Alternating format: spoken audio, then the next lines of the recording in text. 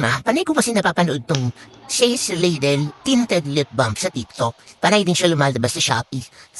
So, kaya ayan, nagpabudol na ako at ang in-order ko ay in the shade of 2. So, ito medyo nakatapot yung kulay pero hindi naman ganyan yung kulay. Try natin is swatch.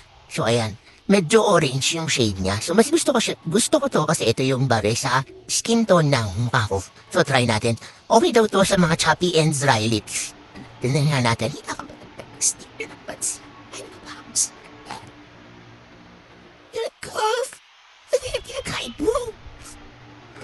Yan. Sobrang orange niya talaga. So, ang ganda ng shade niya. Napapa-fresh. Tapos, pwede natin siyang i-wipe. Tignan natin kung mag-iiwan ng stain sa labi. So, kung kumain ka, hindi ganun. Hindi siya matatanggal totally, diba? Kasi pwede siyang mag-iwan ng stain sa labi mo.